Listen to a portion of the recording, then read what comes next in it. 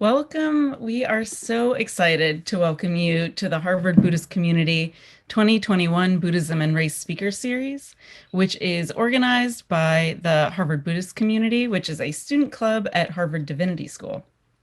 My name is Eva, and I am a member of the Buddhism and Race Planning Committee. I am calling in today from Somerville, Massachusetts, the unceded homelands of the Massachusetts and Wampanoag people. Since 2015, our annual Buddhism and Race Conference has brought together Sangha leaders, activists, scholars, and students from diverse backgrounds to build capacity in addressing power at the intersection of race, gender, sexuality, and class in our communities. This year, the conference has been reimagined as a speaker series with monthly virtual events from January through August. We believe strongly in supporting racial justice, not only with our words, but also with our actions.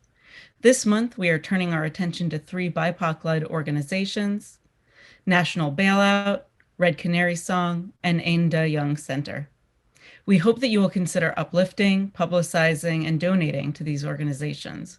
We will post a link in the chat. If you are signed into our webinar, closed captioning is available. We are recording the event tonight and will make it publicly available on our YouTube page. Thank you so much, Eva. So my name is Chantel Sanchez, and I'm also part of the Buddhism and Race Planning Committee, and also calling in today from Somerville, Massachusetts, the land of the Wampanoag and Massachusetts tribes. Our series both helps to respond to the virtual environment we find ourselves in, as well as this particular socio-political moment in US history. The events of the past year have demonstrated how structural racism has engendered systemic suffering that literally kills Black and Brown people and destroys communities of color. With these forms of racial violence in sight, it is clearer than ever that racism is the issue of our time. The Sangha is not immune or separate from these issues. In fact, an apolitical version of the Dharma is a direct product of white supremacy, which further codifies oppressions and reproduces anti-Blackness, as well as other forms of racism in and around our communities. We need to bring the tradition forward to unwaveringly meet the issues of race and racism. And along these lines, we want to highlight the important and powerful work of leaders of Duncan Ryan Williams, our March speaker in the Buddhism Race Speaker Series, Funi Shu, and Chenzing Han, who will be our May speaker in the series. They, along with numerous partners and allies, are hosting a national Buddhist memorial ceremony for Asian American ancestors at the Higashi Honganji Buddhist Temple in Los Angeles. Titled May We Gather, the memorial will be held and live streamed on May 4th, exactly 49 days after the March 16th Atlanta shootings, which claimed the lives of 8 people, 6 of them women of Asian descent, including the 63-year-old Buddhist Yang Yu. This national memorial ceremony offers an opportunity for Asian American and other Buddhist communities to come together in mourning, mending, and renewal. We encourage you all to endorse and participate in this gathering. And more information can be found through the link in the chat and also in our follow-up email. Thank you. Thanks, Chantel. My name is Kyla Franks. I'm also a member of the Buddhism and Race Planning Committee. Like Chantel and Eva, I'm also calling in today from Somerville, Massachusetts, which occupies the land of the Wampanoag and Massachusetts peoples. We are so excited to welcome you to the 4th monthly event in the 2021 Buddhism and Race Speaker Series. The title of this series is Radical Reorientation, and our goals for the series are twofold. First, we are focusing on building a shared understanding of Buddhist approaches to racial justice with a critical examination of racism and white supremacy in Buddhist communities and scholarship. Second, we are focusing on the collective work of addressing internalized oppression, which obstructs both individuals and communities from living into their full potential. We seek to move beyond an abstract, apolitical, and individualistic engagement with the Dharma. Instead, we seek to cultivate spiritual practices that can tend to the myriad forms of embodied and socially imposed sufferings created by what Bell Hooks refers to as the imperialist, white supremacist, capitalist patriarchy. In short, we are called toward a radical reorientation of the Dharma, to move beyond racial integration towards decolonized, indigenized, and anti-racist practices and communities. Before I introduce our speaker today, I am excited to say that we have about 400 people signed in to the webinar and YouTube, and more people joining every minute. We are so glad to have you here. Anne will be giving a 50-minute presentation today, followed by about 30 minutes for Q&A. We will keep the chat open throughout this presentation.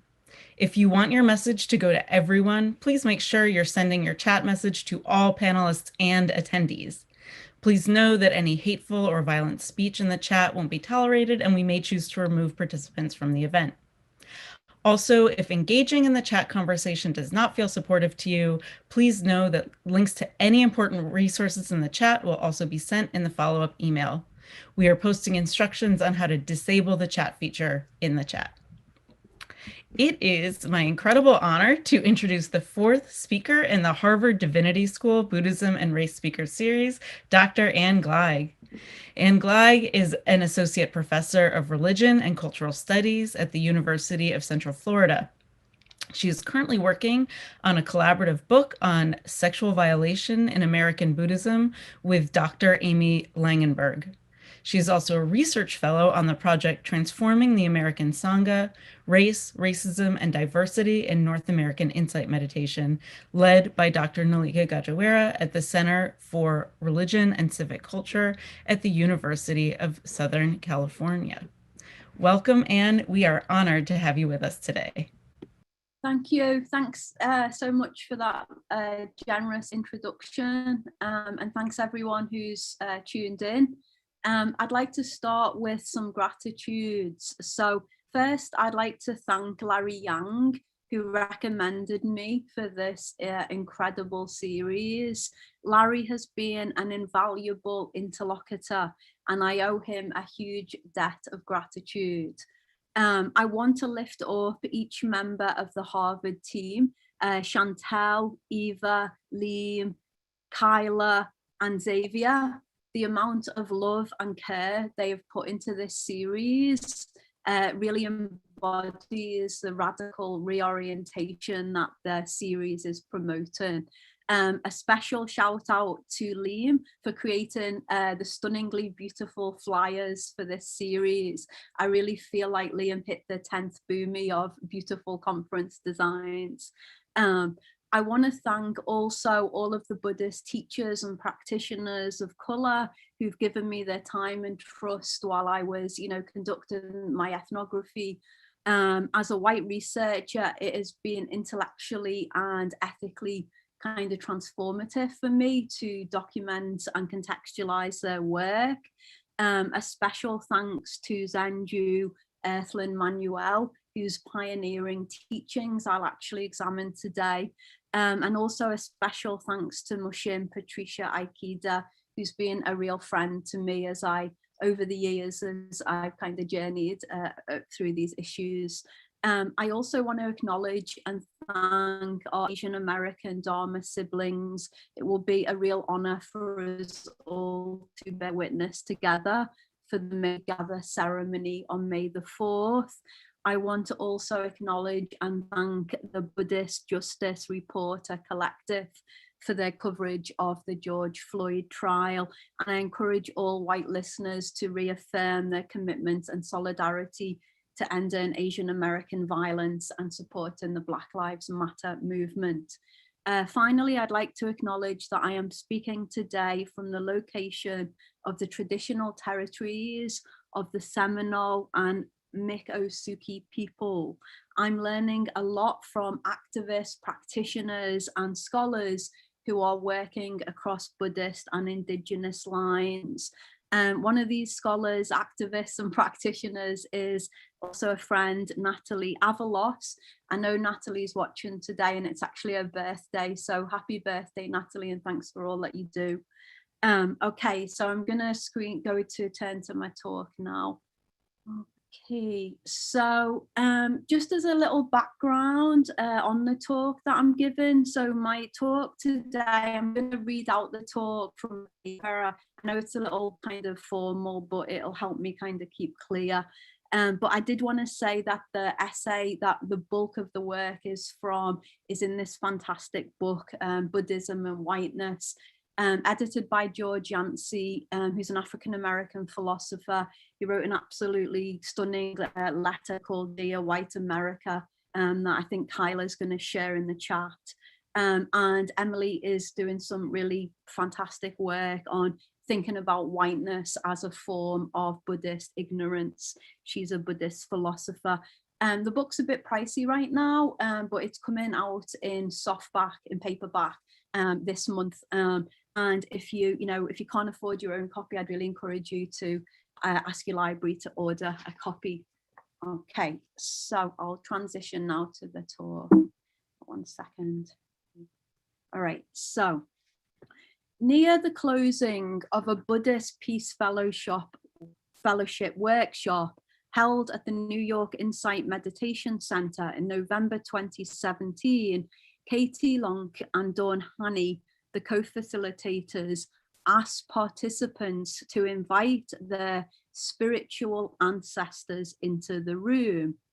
Alongside engaged Asian Buddhist pioneers came African American grandmothers. The prophetic Cornel West came behind the feminist visionary Octavia Butler. This exercise captured 3 distinct features from the event. First, the significant range of racial, class, sexual, and gender diversity in the group. Second, the strength of community underlying that diversity. And third, the embrace of the specific social and cultural context that Buddhist teachings were being put into dialogue with. Welcoming the ancestors also struck me as symbolic of significant shifts underway in North American meditation convert Buddhist lineages, what our Harvard hosts are calling the radical reorientation of Buddhism. So the first generation of converts, made up of an overwhelmingly white and middle to upper middle class demographic, explicitly brought the discourses of science, psychotherapy, and liberal feminism to their encounter with already modernized forms of Asian Buddhism. With communities such as the Buddhist Peace Fellowship, a much more diverse demographic is bringing excluded, neglected, or entirely new conversation partners into the dialogue. One result of this has been the illumination of a more insidious discourse operating in North American Buddhist modernism, namely whiteness. So today, I'll consider how whiteness has shaped the construction of Buddhist modernism in Asia and how it became amplified in its North American iterations. Next, I'll outline some key attempts by Buddhists of Color to illuminate and overcome such whiteness before turning more closely to the work of Larry Yang from the Insight community and Zenju Earthlyn Manuel from the Soto Zen lineage, who offer alternative Buddhist hermeneutics of multiculturalism and embodied difference. I'll consider also what white Buddhists have done to support this radical reorientation. And in conclusion, I'll situate this work as reflecting collective and contextual turns, which signify a shift from Buddhist modernism forged under the conditions of colonialism to Buddhism in a postmodern, post-colonial climate. So before proceeding, however, a few words on the concept of whiteness. So Jennifer Beach defines whiteness as an ideological, political, legal, and social fiction that places so-called whites in a position of hegemony over other non-dominant groups. Much of the current work on whiteness comes from the interdisciplinary academic fields of critical race theory and critical whiteness studies, which emerged in the 1980s. One of the main contributions of CWS, for short, critical whiteness studies, has been the systematic tracing of the historical production of whiteness and the cultural practices that have sustained the construction of whiteness. And these cultural practices include religion. The normative aim of critical whiteness studies is to eradicate, or I'm using the word undo, the noun undo, whiteness as a form of social, cultural, political, and existential dominance.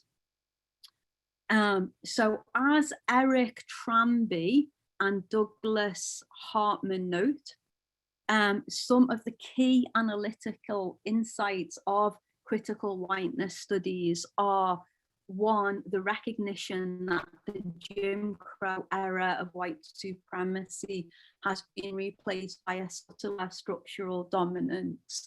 Two, that the construction of white identity has been assumed and presented as normative and universal. The ways in which white dominance has been naturalized and presented as ahistoric. And for the centrality of individualism to whiteness. So I've kind of highlighted some of these words because I want you to kind of think ahead about the ways in which the construction of Buddhist modernism kind of shares some of these characteristics. And so we're going to see a kind of collusion between these kind of characteristics. So here in this paper today, I'm particularly interested in how whiteness is maintained through modern liberal values of individualism and universalism, and how such principles intersect with and are amplified by religious commitments. So a number of sociologists of religion, for example, have pointed to connections between Christian evangelicals and whiteness. Michael Emerson and Christian Smith, for example, have documented how white Christian evangelicals' strict, uncompromising adherence to individualistic, meritocratic, anti-structural ideals have prevented an effective response to structural racism. Now, extending Emerson and Smith, Tranby and Hartman argue that the evangelical values of individualism are shared by both American conservatives and liberals, and are at the very core of white identity in the United States. So here I am concerned with a kind of parallel investigation of how Buddhist modernist discourse and practice, particularly the focus on individual meditation practice, the distinction between essential and cultural Buddhism, and the presentation of the Dharma as universal, has intersected with whiteness in a North American liberal individualist context, because the Buddhist lineages I study are overwhelmingly liberal and individualist. So my research populations, I'm going to move now into Buddhist modernism. So North American meditation-based convert lineages, I'm sorry that's such a mouthful, are expressions of what has been alternatively identified as Protestant Buddhism or Buddhist modernism, an historically new and distinct form of Buddhism that resulted from the encounter between traditional Asian Buddhism and modernity under the conditions of colonialism. Early work came from scholars such as George Bond, Donald Swearer, Don Lopez, and David McMahon. They examined how the modern reformation of Buddhism across Southeast Asia in the late 19th and early 20th century. Now, they showed that such forms simultaneously demonstrated accommodation and resistance to colonialism. And the vision of Buddhism that emerged from these reforms tended to selectively privilege aspects of the tradition that were compatible with modern Western discourses, particularly science, and discarded elements that were less compatible. So according to these scholars, some common characteristics of Buddhist modernism in Southeast Asia include this kind of a claim to return to the original and pure textual teachings of the Buddha. Many scholars see this as a kind of, they call it Protestant Buddhism because they see it as mimicking the kind of Protestant preference for the text. Often this was contrasted with later cultural forms of Buddhism that were kind of seen as kind of degenerate forms. Buddhism was framed as a rational and empirical religion and aligned with science. At the heart of Buddhist modernism was a revival of meditation practice and a claim that nirvana in Pali is attainable in this lifetime. We also saw a blurring of the roles of monastics and laity and an interest in social reform issues. Now, Bob Scharf presents a similar picture of a Buddhist modernism in Japan. During the Meiji period, a group of elite Japanese Buddhists fashioned a distinctively modern form of Buddhism. They claim that Buddhism had become corrupt by institutional and cultural accretions, and that had kind of distorted its kind of essential kind of spiritual core. In what came to be known as the New Buddhism, reformers presented the tradition as compatible with science and social reform. They centered individual Zen meditation and presented Zen as a kind of ahistoric, pure experience. And again, I'm highlighting these characteristics to just kind of draw attention to thinking about the meeting between the characteristics of whiteness and these characteristics that are going to happen, especially when Buddhism comes to North America. So a number of scholars have actually critiqued and kind of delegitimated Buddhist modernism because of its colonial origins and departure from traditional forms of Asian Buddhism. Shaw, for example, problematizes the modern emphasis on individual meditation. He argues this has resulted in a loss of connection with traditional Buddhist lineage, community, and ritual. Donald S. Lopez's The Scientific Buddha, His Short and Happy Life, pointedly suggests that it's time to retire the highly selective modernist vision of the Buddha as a scientist. Joseph Shea argues that racial hierarchies played a foundational role in the construction of Buddhist modernism, and this reproduced itself as white supremacy in the American context. I also want to signal the work of another scholar in Canada called Ryan Annington, who's working on racial hierarchies and Buddhist modernism, and his book should be coming out soon. Be a great contribution.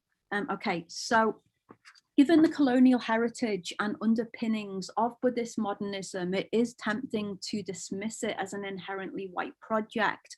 Such an approach, however, would be limited because it fails to acknowledge the agency of Asian Buddhists in the creation of Buddhist modernism, the subversive ways Buddhist modernism functioned against colonialism, and it also risks assimilating Asian and Asian American Buddhists to whiteness. In The Birth of Insight, Eric Braun has shown how the Theravada meditation revival in Myanmar was a form of resistance to colonialism. Natalie Cooley has also cautioned that scholarly critiques of the inauthenticity of Buddhist modernism to often fetishize Asians as the carriers of the traditional and Westerners as the carriers of the modern, and thereby reproduce stereotypes of the passive Asian and the active Westerner. Richard Jaffe has highlighted Asian Buddhist exchanges, intra-Asian Buddhist exchanges during modernity, and disrupted the narrative of Buddhist modernism as an essentially white Western project, and several books in this vein. So given the above considerations, I differentiate between Buddhist modernism as it's a complex phenomena which has served both radical and assimilative ends for Asian Buddhists, and whiteness as a component of Buddhist modernism. Now, as I'll discuss, this component of whiteness in Buddhist modernism becomes particularly problematic when Buddhist modernism takes root in North America, and its core characteristics, the distinction between essential and cultural Buddhist practice, the focus on individual meditation, and the emphasis on Dharma as universal, becomes re-articulated in a white dominant cultural context that is marked by an ongoing legacy of racial violence and discrimination. So here I'm absolutely indebted to Joseph Che's distinction between cultural and racial re-articulation, and his illumination of the slippage between the two in Euro-American Buddhist modernism. Like I just can't emphasize how much this kind of changed my scholarly trajectory. It really is just being massive. So Che adopts this distinction from Michael Omni and Howard Winant, and extends their work to define cultural rearticulation as a way of representing religious tradition from another culture into ideas and practices that are familiar and meaningful to people of one's own culture. So that's kind of what's happening in the radical reorientation of this series, right? But this and such a process is inevitable and has always happened in the long history of Buddhism. But by contrast, racial rearticulation is the acquisition of the beliefs and practices of another religious tradition and the infusion of them with new meanings derived from one's own culture in ways that preserve the prevailing system of racial hegemony. Now, cultural rearticulation is inevitable in making and helpful in making the Buddha Dharma alive and relevant for different cultural groups. But using Che's distinction as our springboard, however, enables us to see the slippage between cultural and racial rearticulation and how this has reproduced whiteness in a North American Buddhist context. So one major way this has operated is through the naturalization and dominance of whiteness. Remember, they were two characteristics that we'd learned earlier, which resulted in the exclusion and marginalization of Asian American communities from the kind of mainstream narrative of Buddhism in America. So here we must thank Asian American Buddhists such as Aaron J. Lee, Funi Su, Duncan Williams, and Chen Ching Han, who have in their work illuminated the operations of whiteness and recovered Asian American Buddhist voices. Duncan recently gave the last talk in this series, which was phenomenal, and what a treat that we've got Chen Xing to come. So everyone be sure to mark your calendar. Okay, so but today, given the shortness of our time, I want to focus on my research populations, meditation-based convert lineages. And the reason I'm marking these as meditation-based is because there are other convert lineages such as Soka Gakkai that have been incredibly multicultural and multi-classed. So my research lineages have their immediate origins in the cross-cultural flows between Asia and North America in the 1960s.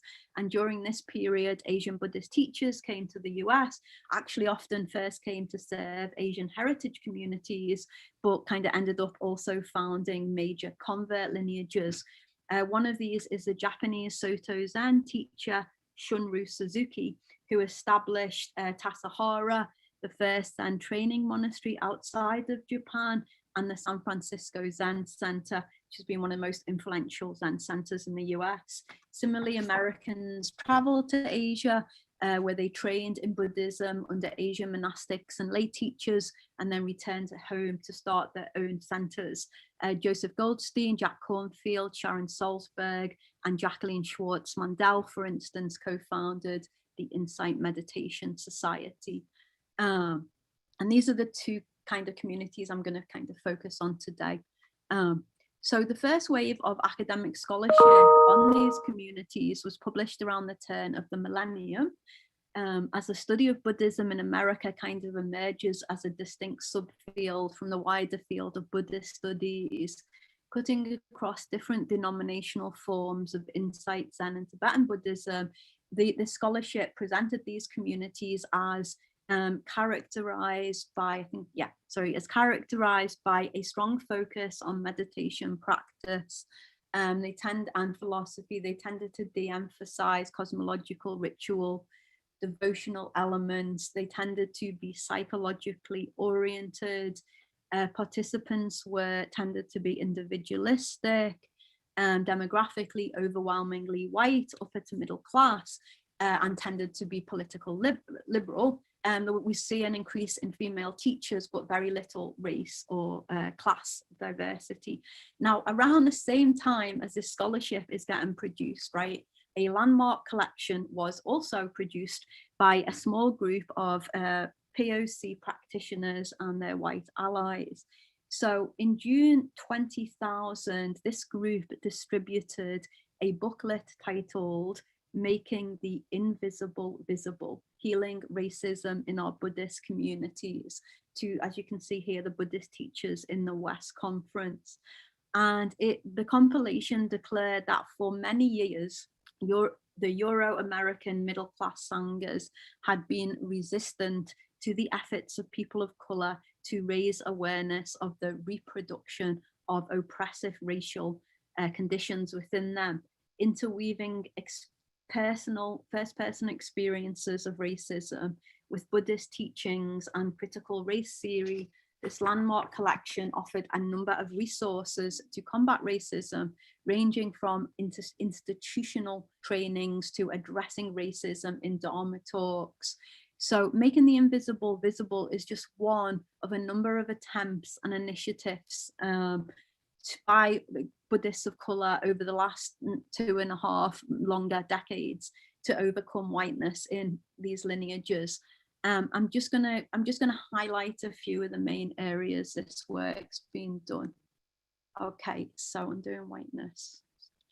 Okay, so one major area has been to raise awareness through forums and literature. Examples include the first edited collection in 2004, Dharma, Color and Culture, New Voices in Western Buddhism, which brought together for the first time voices of Western practitioners of color in these lineages. Other examples include Buddha Dharma's 2011 forum, Why is American Buddhism So White? And a more recent edition on Free the Dharma, Race, Power and White Privilege in American Buddhism. From the San Francisco Zen lineage, Breeze Harper has been writing about whiteness, was writing about whiteness as early as 2012 in the San Francisco Zen lineage. A second area has been the emergence of people of color affinity events, retreats, sitting groups and gatherings and conferences. One example is that in August 2002, Spirit Rock hosted the first ever African American Dharma retreat and conference, and they have held POC specific retreats almost annually since 1999. Currently see an explosion of these retreats and events, which is super exciting. A third area is the emergence of Buddhist teachers who have actively promoted racial justice. I'm very sorry to only be able to include 3 here. Jan Willis is an absolute like groundbreaking figure, both a scholar and practitioner. Here is also Reverend Angel Kyodo Williams and Lama Rod Owens, who've come together to do the radical Dharma work. Closely related has been the development of communities with specific attention to issues of multiculturalism and racial justice. At the forefront of these is the East Bay Meditation Center in Oakland, California. Also of note, New York Insight, Flowering Lotus Meditation and Retreat Center in Mississippi. the Brooklyn Zen Center and the Insight Meditation Community of Washington. Similarly, there's an impact of non-sectarian Buddhist organizations that have taken up racial justice work. The Buddhist Peace Fellowship has been really, again, at the forefront of this, has a long history in racial justice initiatives. More recently, the North American Buddhist Alliance had adopted the Buddhists for Racial Justice project. So a sixth area has been the adoption of diversity, equity, and inclusion initiatives in the big meditation kind of centers. There's one example from IMS. Seventh area, this is major, has been the development of teacher training initiatives, and not just initiative programs to racially diversify the demographics. So this was a picture of the recent Spirit Rock teacher training program. That was a 4-year program that the cohort graduated in September 2020. The ceremony was online, it was extraordinary. And you can see here that 90% of the trainees identified as BIPOC. Also running, and I think due to perhaps end this year, is IMS's program, teacher training program, which has 75% of trainees identifying as BIPOC. So this is, just going to have such a massive impact on the face of the Insight world in America and beyond. Okay, there's also been a area of which we're seeing the development of Buddhist trainings and practices to kind of combat racism and kind of wake up to kind of whiteness. There's one that you can still sign up for next week. It starts on, I think, is it next? Yeah, it's still next week, April the 28th. Okay. So these are just some broad areas, and really I could do a whole presentation on any one of these areas, but I just wanted to give you kind of taste of all the pieces that are coming together in this work. Okay, so having outlined some of these key areas, I wanted to turn to a specific focus on how Buddhists of color have articulated and taught Buddhism in a way that undoes the slippage between key modernist features and whiteness. So at the start of the paper, I'd asked this question of how have these Buddhist modernist characteristics kind of intersected with and reproduce whiteness.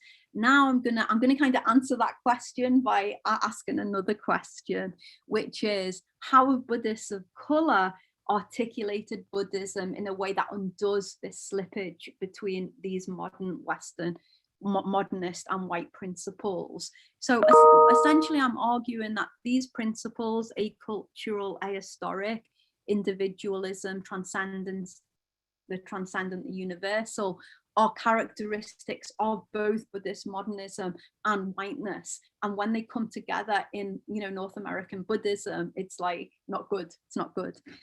So let's see how they've been undone. So I'll turn to Larry Yang as my first case study. So I'm going to look at Larry's work. Specifically, Larry's done a lot of work.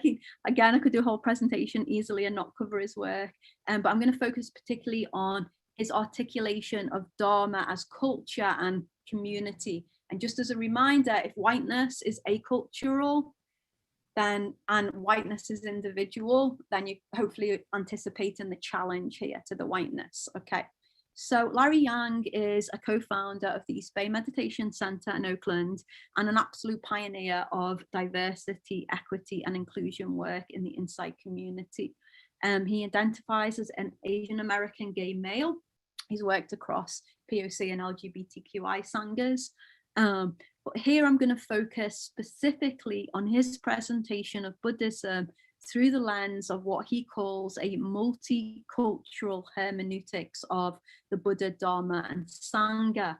I'm going to identify the ways in which his articulation of the Dharma as both culture and community interrogates and kind of undoes the entwinement of whiteness with the core Buddhist modernist principles of universalism, essential cultural dichotomy, and individualism. Okay. So at the foundation of Yang's approach Larry's in the audience, I think, so he can correct me if I get anything wrong. Sorry, Larry. At the foundation of Yang's approach is the understanding that Buddhism has always been, please get that emphasis, always been shaped by and taught through specific cultural contexts. As he puts it, the Buddha's expression about freedom and awakening has always been about culture, about diversity, and about the infinite variations in human experience with all the 10,000 joys and 10,000 sorrows of this life. I think we can all relate to that as Buddhists. Yang establishes and validates the inherent cultural aspects of Buddhism through recourse to the historical trajectory of Buddhism as well as canonical sources. He traces the growth of Buddhism across Asia, noting the multiple ways in which the tradition shaped and was shaped by local context. And he reads the emergence of the major Buddhist schools, Theravada, Mahayana, and Vajrayana, as being as much about cultural transformation as new doctrinal developments. Larry actually gave a wonderful, opened this series with a wonderful presentation on this very work. He invokes canonical legitimacy through reference to a Vinaya passage in the Pali Canon. So this is a passage in the Pali Canon in which the Buddha encounters two Brahmin monastics who are complaining that others are corrupting the Dharma by putting it into their own languages. And they insist that the teaching should be preserved in classical dialect. And the Buddha rebukes these monastics, however, and replies, this is the Buddha to the elite monastics. Monastics, the word of the Buddha is not to be rendered into classical meter.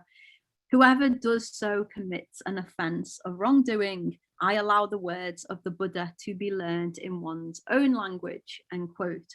So pointing out that in oral cultures, language is determinative of culture, Yang argues that the Buddha was in effect saying that it was misguided to teach the Dharma in only one cultural form and encouraging a kind of multiplicity of expressions to reflect the diversity of culture and languages. So having established culture as a core component of the Dharma, Yang then turns to a critical analysis of the dominant culture of mainstream Euro-American meditation-based Buddhism.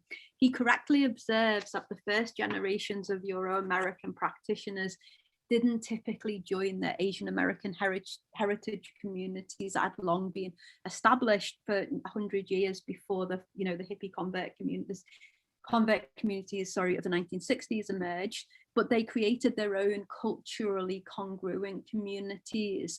Now, this is understandable, Yang states, because culture functions as a doorway into the teachings and makes them relevant for each kind of cultural group.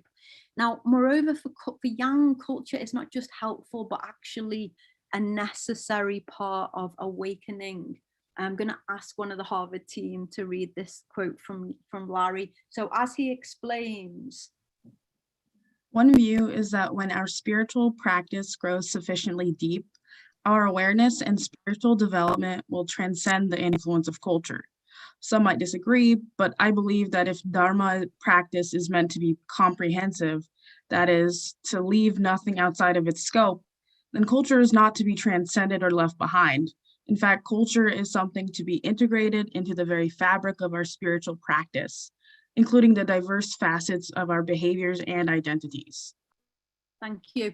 So again, I just want to draw attention to that kind of sense of some arguing, white Buddhists arguing that culture should be transcended, and how that kind of reflects this movement towards transcendence, kind of conditioned into whiteness.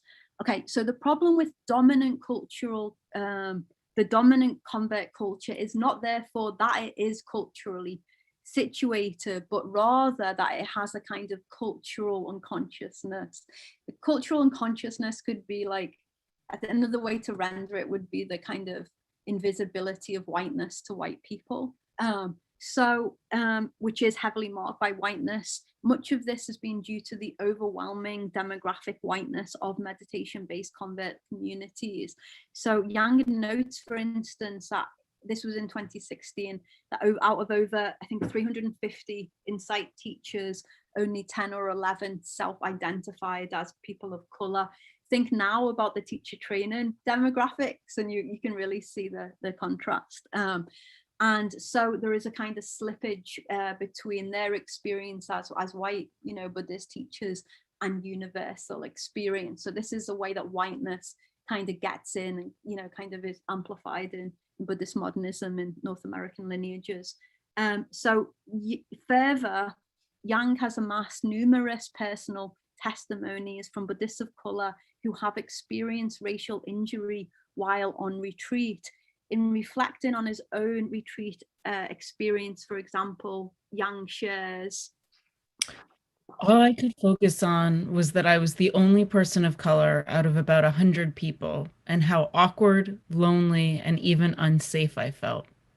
Of course, my experience was partially due to my own psychological conditioning at the time, itself socially influenced, but it was also due to the external conditions of how the teachings, teachers, community, and organization had manifested. Thank you. So I just again want to emphasize that both the internal and the external here is kind of held by Larry. Like there's not a collapse into the internal, nor is there a kind of, emphasis only, putting everything on the external. I think I want to emphasize it because I think it really kind of expresses this kind of movement towards the relative and absolute dimensions of reality that I'll get into in a bit.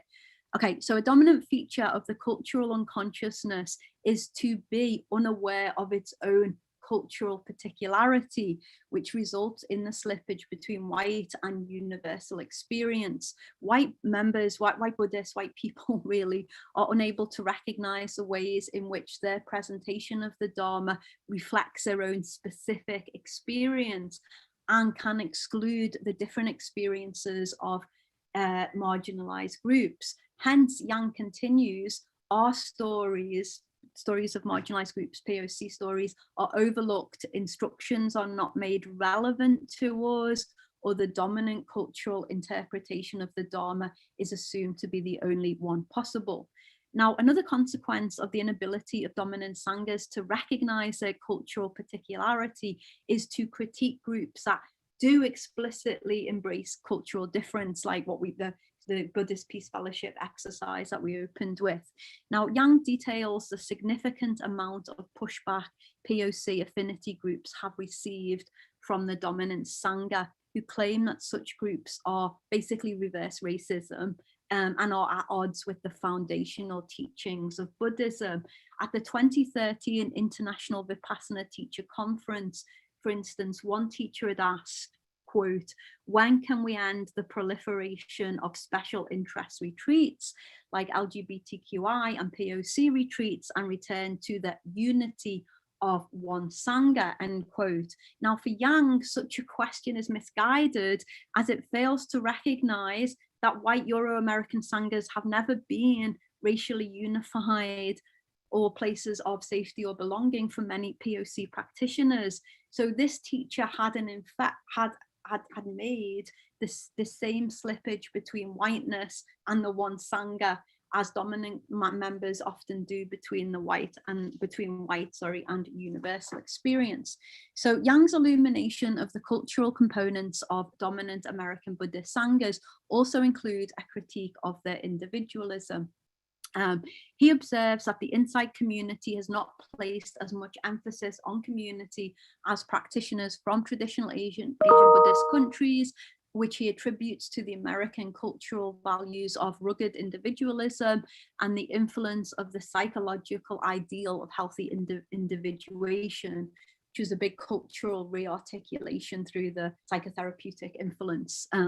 So Yang shared that it was only during his experience of monastic practice in Thailand that he really came to understand the kind of centrality of community to Buddhism. So in accord with scholars, Yang notes how the privileging of individual meditation practice has kind of marked the insight lineages. And as a corrective, he brings together canonical and lived Asian Buddhist understandings of Sangha with the Black theological concept of the beloved community. Underlying both concepts is a deep appreciation of ontological and social interdependence. And Yang also draws on the Buddha to emphasize the importance of community as a practice. So I think there's a Harvard member for the quote. According to the Abhidharma. Oh no, not that one. Sorry, the Buddha was always precise. Yes, sorry. No. You want me to jump in? The Buddha I got it. was Sorry. Always precise in his guidance, and he elevated community as one of the three most important aspects of our spiritual life in the teachings of the three refuges. He was inviting us to explore, as deeply as meditation itself, what it means to awaken together in community.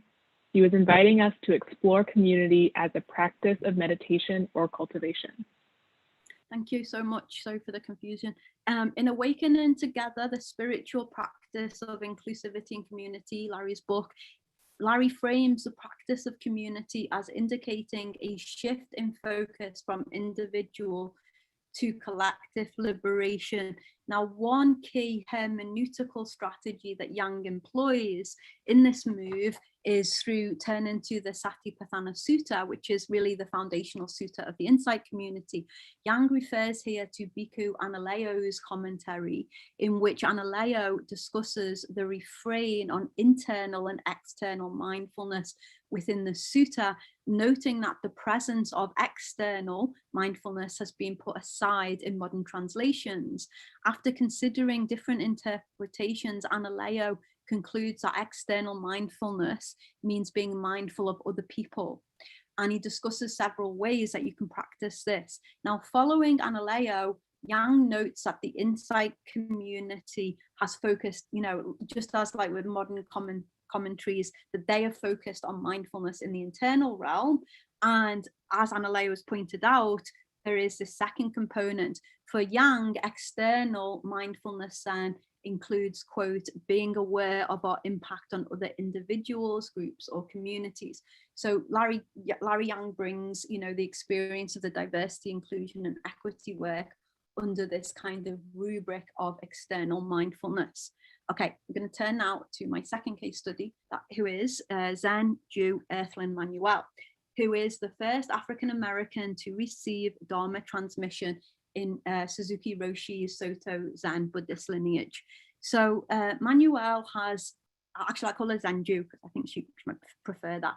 Zenju has pioneered a Buddhist hermeneutics in which embodied difference, race, gender, and sexuality is placed at the very core of awakening, and the hierarchical distinction between spiritual awakening and social identity is replaced by a more integrated model. Here I'll focus my attention on the ways in which Zenju's embodied awakening illuminates the entwinement of Buddhist modernist hermeneutics of the absolute with whiteness. So essentially you're going to see here how the transcendence of whiteness has colluded with the Buddhist teaching of the absolute and kind of pushed away the particular, the embodied difference being the particular. So her work, in short, shows how Buddhist soteriology has been misused to reproduce whiteness in North American context. So at the foundation of Zenju's Buddhist hermeneutics is the two-truth doctrine: absolute truth, which refers to the ontological, ultimate nature of reality, and relative truth, which refers to conventional daily existence. Zanju shares that when she first heard the teachings on two truths, she found it deeply liberatory. As she explains, when I was taught Buddha's two truths, I heard the choir sing hallelujah. There are two basic truths in regards to the nature of life. the relative, and the absolute. These teachings are vast, but briefly, the relative is that which you can sense about life, what you see, taste, smell, etc. While the absolute nature of life goes beyond those senses, seeing into the true nature that we cannot touch or see. So the tension between the two is inherent in our existence. We can find ourselves holding to the relative and not the absolute, or vice versa. When I can be African or descended from Africans and be awakened to life, be Buddha within my darkness, the tension dissolves. Thank you.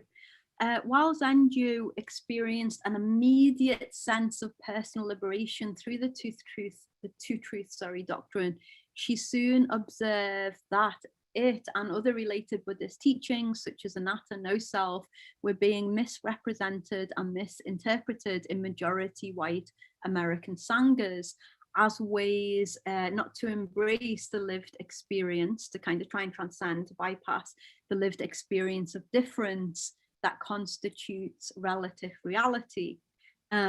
So Zanju points to numerous examples of how these teachings have been reductively translated to assert a basic sameness or universality, and to dismiss differences in identity as illusory and not of significance. As Zanju correctly points out, however, such an interpretive lens fails to recognize that in an ongoing historical cultural context, again context, right, that is marked and marred by racial violence, the category and the lived experience of identity is not the same for white people and for people of color. For the latter group, the dismissal of identity conveyed by unskillful presentations of these teachings can evoke the traumatic social and political erasure of their communities. As Zanju shares from her own experience as an African American, sorry, I should have jumped ahead on this. These are the ways in which Zanju identifies the problems with how Buddhist teachings have been rearticulated in a white context in the Zen lineages. She shares from her own experience. Do you remember the quote, page 16? Some suggested that if I just dropped the label, I would be liberated. Some said, we are delusional. There is no self. Others said, we are attached to some idea of ourselves. If I could just let go of being this and that, my life would be freed from pain. I thought for a time that perhaps I was holding onto my identity too tightly. Perhaps I thought if I empty my mind, the pain in my heart will dissolve. What I found is that flat, simplified, and diluted ideas could not shake me from my pain. I needed to bring the validity of my unique, individual, and collective background to the practice of Dharma. I am not invisible, I wanted to shout. Thank you. As well as causing significant emotional, social, and political harm for Buddhists of color, Zanju suggests that the dismissal of identity also forms a major barrier to spiritual awakening, because it is only through the relative that the absolute can be fully realized. By the relative, Zanju means here the lived experience of the body as both a physical and social entity that is marked by differences of race, gender, and sexuality. She references philosopher George Yancey that we met earlier, his understanding of the body as socially constituted within a particular lived historic context. And she notes that as a lived embodied experience and not a mere label, identity cannot be casually sidestepped or bypassed. As she explains, our identities cannot be ignored for the sake of spiritual transcendence. We are not capable of becoming unembodied selves. A one-sided emphasis on the absolute produces a disembodied and transcendent, might say white, form of awakening that is removed from the particularities of the world. what George Yancey, by the way, talks about the white self as the transcendent white self. Rather than attempt such a misguided and actually impossible transcendence, the point of practice is to realize the inseparability of the relative and absolute. Manuel presents an alternative practice path of embodied awakening through her model of multiplicity in oneness. Now, one reason Manuel, sorry, Zenju, I went back to Manuel, wrote The Way of Tenderness was because she noted that white Buddhists tended to see race, sexuality and gender as political and not Buddhist. Wow, this is so true. I can really relate to that. She noted that the compartmentalization of these dimensions of reality was further reinforced when Buddhist organizations invited outside experts to present, diversity and inclusion trainings. So for Manuel, it is absolutely essential, sorry, that's the right one. It's absolutely essential to see that such work is not separate from or even a complement to Buddhism, but rather is absolutely integral to awakening itself. However, Zenju is more ambivalent about the specific label of Buddhism. She identifies her approach as the way of tenderness, which precedes Buddhism. She also describes herself as a practitioner of earth practices and is passionate about recovering indigenous aspects of Buddhism that have been discarded through its modernization process. She sees Buddhism as an earth practice that was taken away from the earth, these stunning images here. And she calls attention to the role of divination and shamanism in Asian Buddhist lineages, many of which have been ignored by modern Buddhists. So here then, Manuel Zenju, recovery of indigenous aspects of Asian Buddhism also resists the Protestant Buddhist privileging of text, which itself has been complicit in maintaining the harmful distinction between essential and cultural Buddhism. Okay, there's actually a lot to say about Protestant texts and how that kind of relates to the centering of text in some Buddhist lineages, but that's for another talk. Okay, so before turning to my conclusion, sorry the talk's so long, I wanted to briefly consider the role white Buddhists have and can play in the collective liberation set out by Yang and Zenju. So Buddhists of Color, first I think it's important to note the Buddhists of Color have called on their white Buddhist siblings to do their own work in confronting whiteness. As Lars Sarmiento, the founder of the POC Affinity Group at Insight Meditation of Washington, shared, trying to have conversations with white people is pretty painful and exhausting. And so white folks need to do their own work. Now, Reverend Angel Kyodo Williams also emphasizes, however, that white practitioners should understand such work themselves as an essential part of their practice, because of which their very liberation depends upon. So it's not something white Buddhists are doing to help Buddhists of color. It's because white Buddhists, we need, if we want to wake up and we want to be liberated, we need to do this practice. Lama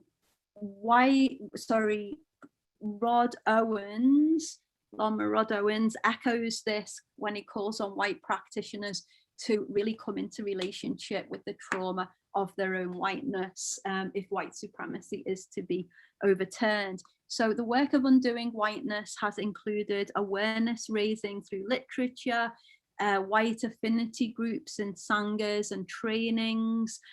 One pioneering organization is White Awake. It's done just, excellent work. Eleanor Hancock started White Awake and worked closely with the Insight Washington community.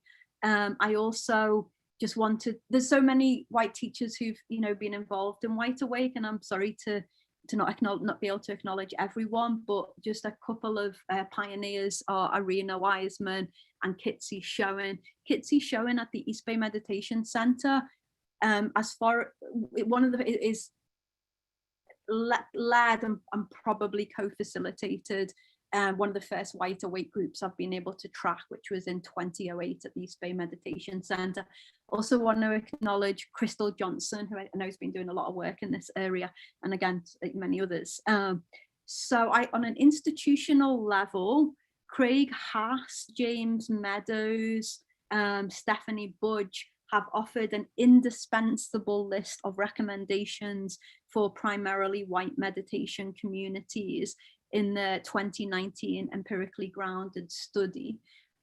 These include recommending that white leaders of meditation communities undergo racial awareness training, especially concerning the deleterious, sorry, regular pronunciation, impacts of microaggressions and unconscious acts of white supremacy. Also recommending white meditation communities open up new locations or relocate to more multi-ethnic neighborhoods, and also that they financially support people of color, and they support the formation of POC affinity groups. I think that article will be linked for you. I also want to add that scholars and scholar practitioners of Buddhism can play a really valuable role here. One major critique of the work of collective liberation has been the claim that undoing whiteness is not Buddhist or is even anti-Buddhist. So take, for example, this comment left under an advertisement for my talk today in a Facebook Buddhist group just this weekend. So this is, a claim that it's not Buddhist and it's a political conspiracy. But I think showing how such work has in fact deep doctrinal roots and support is a powerful rebuttal to these objections. And here I just want to lift up the work of my colleague and friend Joy Brennan, who is a Buddhist philosopher who specializes in the Mahayana school of Yogacara. And Joy and I recently did a workshop at the Zen Mountain Monastery in which she brilliantly demonstrated how the Yogacara school of Buddhist philosophy provides really helpful tools for practitioners in both recognizing and being liberated from whiteness. Emily McRae also doing fantastic work. So very, very soon I'll finish, sorry. Conclusion, how might we historically then understand the radical reorientation enacted by all of the Buddhists of color mentioned here and the white allies? So in my recent book, American Dharma, I identify 3 emerging turns: critical, contextual, and collective. So the critical turn refers to a growing acknowledgement amongst practitioners of limitations within their communities, such as a lack of racial or socioeconomic diversity, and the problematic ways in which white Western ethnocentrism has reproduced itself. The contextual turn refers to the fact that practitioners are increasingly aware of the role of culture and context in Buddhist practice, and how specific social and cultural contexts really shape Buddhist practice. So as you know, the same kind of Buddhist practice can really kind of, have very different power dynamic consequences dependent upon the cultural context in which it's being practiced. The collective turn refers to the multiple challenges to the individualism of meditation-based convert Buddhism, from building beloved community to thinking about dukkha collectively and liberation as collectively. Now, as I hope is evident, the work of Zenju and Larry Yang demonstrate all 3 turns here. So finally, these 3 emerging sensibilities put pressure on the modernist foundations of the convert lineages. The critical reveals its ethnocentrism, the collective challenges its individualism, and the contextual undermines its false universalism. And with each of these turns, I think whiteness is like unhinged a little bit more. I conclude then that this work is actually indicative of a growing post-colonial sensibility that attempts to decolonize Buddhist modernism from some of the more problematic aspects of its modernist stroke colonialist heritage, which became amplified, as I hope I've shown, due to its recontextualization in a dominant white cultural context. Okay, thank you very much, everyone, for your attention, and sorry for the length of the talk. Okay. Thank you so much, Anne. We are so grateful to you and your work. And we have been collecting questions throughout this presentation. If new questions are emerging, we encourage attendees to use the Q&A function to ask them. And we have about 20 minutes for Q&A, and then we will end with some brief announcements. So there were a few questions about increasing racial diversity in white sanghas. And I've heard Larry Yang and others speak to the importance of white people doing their own work before inviting teachers of color or turning their attention towards racial diversity. One attendee wrote in the chat, "When sanghas want to diversify, my first question is why? Are sangha members curious about how difference can be grist for practice?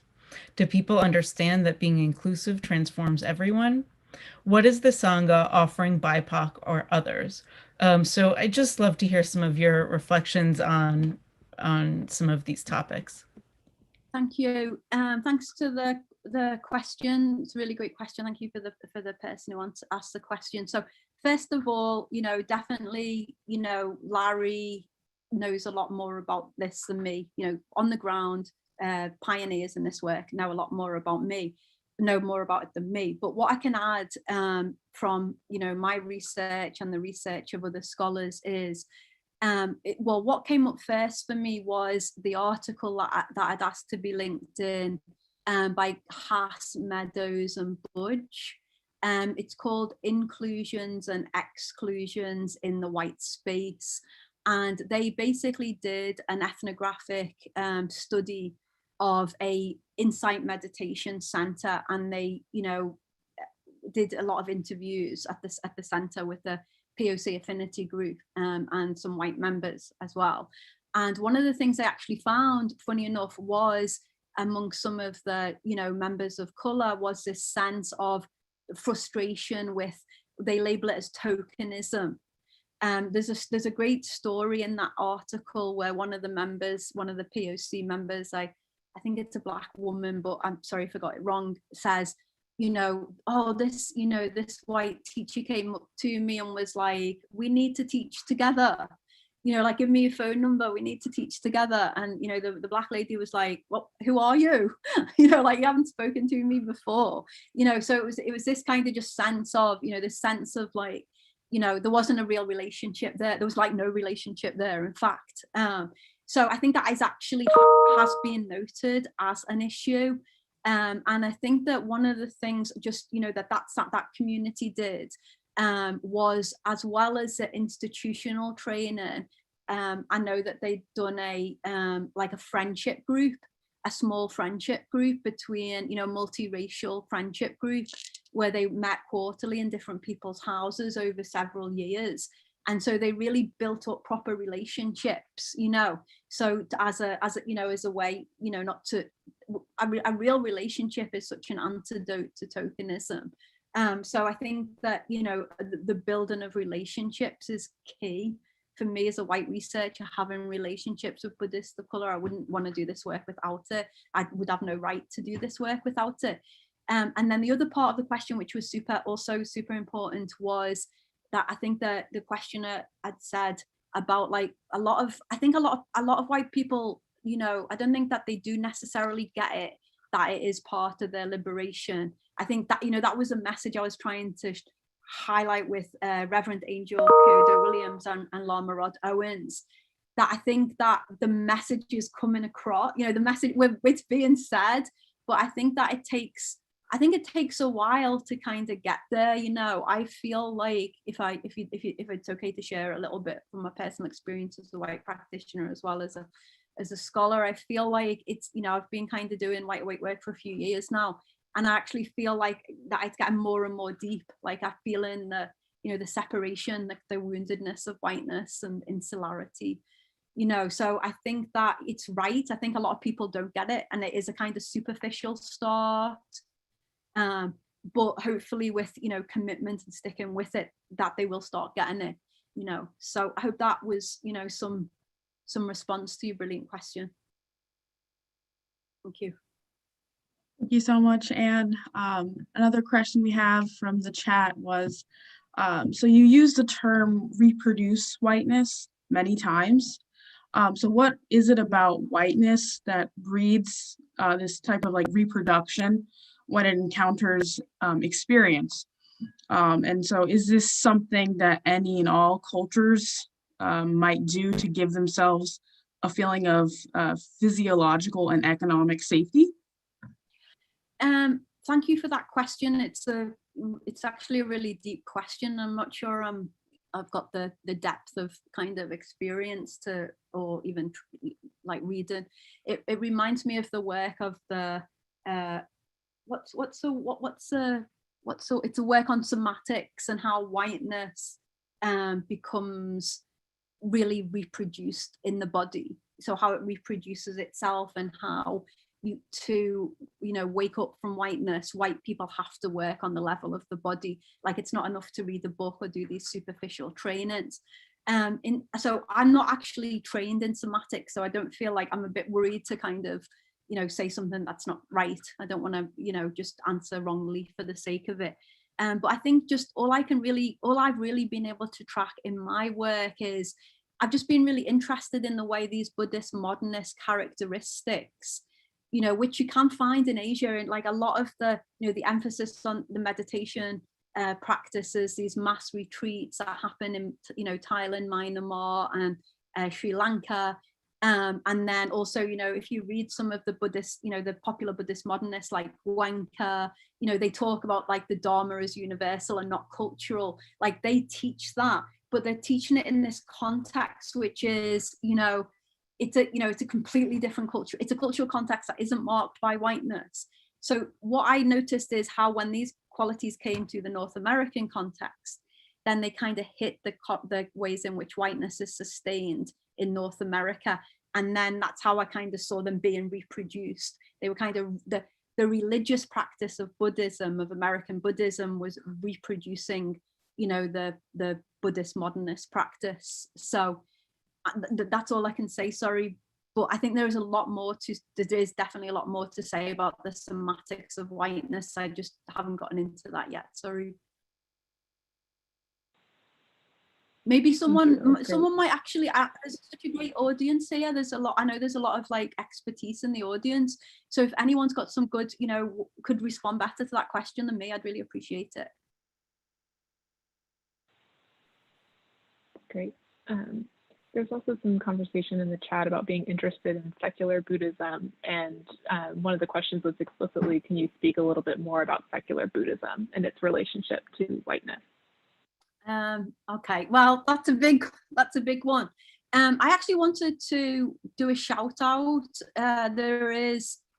Secular Buddhism. Okay, so there's a critique of secular Buddhism, that the approaches to secular Buddhism within the academy, I'd say there's two kind of main orientations towards it. So one orientation is that secular Buddhism is kind of inherently a white Buddhism. I talked a little bit at the start about distinguishing between Buddhist modernism as assimilative and as subversive. But there's some people who kind of see secularity itself as a kind of inherently white colonialist kind of, unworkable project. So from that perspective, and there's a book coming out on, I can't remember exactly what it's called, but it's got secular Buddhism in the title. It's edited by Richard Payne, who is a wonderful colleague. He teaches in the Institute of Buddhist Studies, or he is a director there in California. So Richard's book's coming out that I think really works that angle in many ways of this kind of, real whiteness and problematics of secular Buddhism. But there's also an orientation in the academy that recognizes the ways in which secularity has been, interweaved with whiteness and colonialism, but that it can be undone. Like, secularity can be, freed from whiteness, and that they also note the ways that the secular in different cultural contexts has actually functioned in liberatory ways. So in certain countries with, conservative, religious, kind of normative dominant cultures, secularity is being, a subversive kind of like movement. So on the one hand, you've got like people who are more like just, not really hopeful about, recovering a non-white secularity. And then on the other hand, you've got people who are thinking about secularity, beyond whiteness. And there's actually a project, it's available online. If you Google it, it's called Multiple Secularities. And there's a few Buddhist scholars working on that project, Multiple Secularities. I think there's 3 Buddhist scholars. It's a digital project, an international project. And I think they're really thinking through these questions about, whiteness and secularity. And then in terms of like secular Buddhists in the USA, again, there's some people who think the project itself is inherently flawed. And then there's also, a lot of secular Buddhists who are committed within their secular Buddhist communities are committed to, diversity, equity and inclusion work and racial justice. Jennifer Hawkins, who's an African-American secular Buddhist, I'm not sure what role she is, but she's been playing a big role in the Secular Buddhist Association to really, try and like dialogue across Buddhist traditions. So it's kind of a mixed field of things happening there. Thank you for the question. It's a great one. I'll just say one more thing about that secular thing, because I've been thinking a lot about it. It's like, because there is this like big multiple Buddhist modernisms, modernity beyond and before even whiteness. And so I've been thinking, wow, could that be the same for secularity? And then I've been thinking about the secular mindfulness movement. And again, there's such a range, right? Because you've got the, really like nasty stuff from the corporate mindfulness, kind of worse, kind of neoliberal stuff. But then you've also got like the secular mindfulness program at the East Bay Meditation Society, which is, just the activists who come through that program are amazing. So again, it's like, what are the different, how far can the secular stretch? Like, how can the secular coexist with different like forms of religious Buddhism? One last quote is not a quote, but one last reference. I want to just shout out Ira Helderman's book called Prescribing the Dharma. Ira is a dear friend of mine, and his book's really sophisticated at looking at how different people use the categories of the secular and the religious in relationship to Buddhism, and to what ends, like what populations benefit. So I think that would really like deepen the conversation too. Thank you.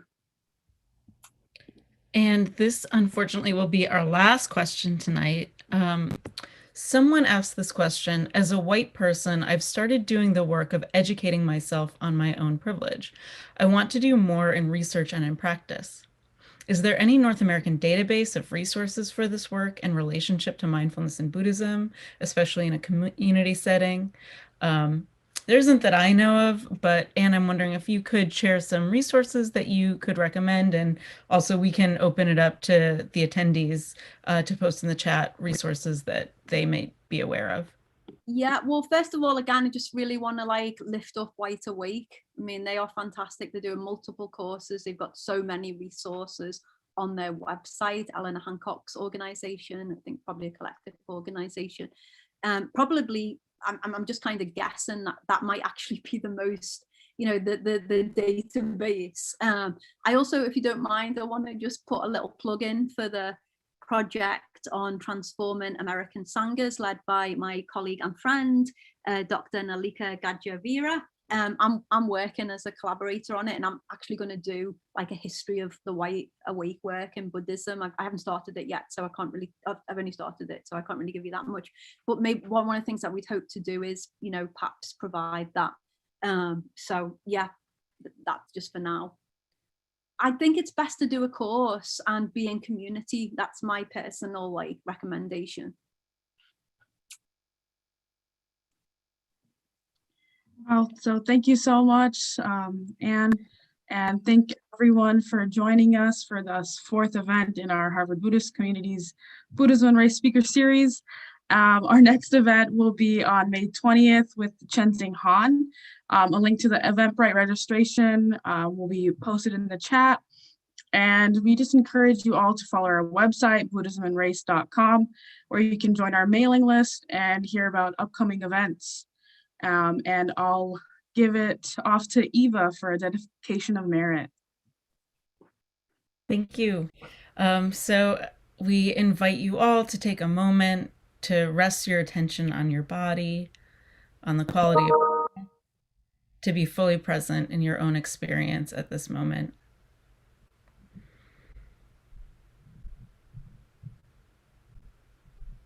We dedicate any merit generated by our work tonight for the benefit of all beings. May all beings be happy, healthy, safe, and free of suffering.